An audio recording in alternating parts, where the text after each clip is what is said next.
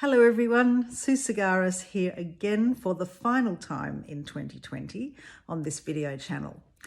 And the three words that I have circulating in my conversations at the moment with myself and with others are the words clarity, completion, and closure. I'd like to focus on those three words just for a couple of minutes. This is the time of year when we often like to feel that we've completed things, we're turning the page, we've reached closure on issues or efforts, relationships, ideas, matters that have been up in the air. We like to feel that they have somehow completed themselves and closed, and we're now clear about where we're moving forward to in the new year. Even though these dates are kind of arbitrary, we did make them up as human beings. Nevertheless, there is a parallel in the greater natural environment that does coincide with the Earth transiting around the Sun. So there is, at any level you like to imagine it, there is a process going on which happens annually, and it is to do with creating the end of a cycle and the beginning of another cycle. And so naturally, we like to align ourselves with a sense of completion, closure, and clarity. But how easy or difficult is it to do that at the moment in current circumstances? I wonder how many projects we started were able to complete. Even in our daily conversations, do we feel complete?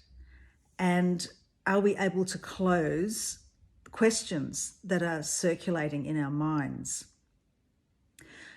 I had a couple of great conversations recently where I really appreciated the clarity with which the person speaking to me shared their position and their point of view. And I realized that the clarity that we seek can actually happen from a moment to moment, as a moment-to-moment proposition. So in a conversation, the clearer we are about what we need to ask for and what we want to express or share, the easier it is to create closure in that conversation. Recently, I attended a retreat, which was 3 days, and I was only able to stay for 2 days, and I knew that in advance, as did a couple of other people. And so we had a ending, if you like, at the end of the second day.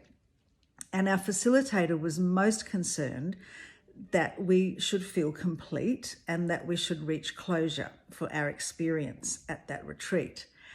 And a really interesting conversation came out of that because most of the people leaving, including me, actually felt really complete. We felt that we had received so much in that weekend, and we had let go of so much and expressed so much. And it was a very healing experience to be present at that retreat.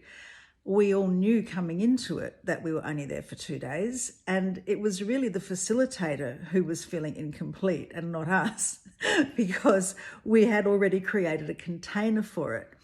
So interestingly enough, I started to think that when we can take responsibility for having our needs met, making requests, and sharing what we need to share, it's a lot easier to create completion and closure when we're clear. So it's a pretty simple little idea. I hope you find that useful at this tricky time, and let it be something that can support you in times of uncertainty and unknowing and confusion and living day to day, as we seem to be doing at the moment. And I very much look forward to welcoming you back to our chat channel in the new year. And if anyone wants to share their own thoughts about clarity, completion, and closure, please do so in the chat, and I'll pick up that conversation with you. All right, so be safe and enjoy. Bye for now.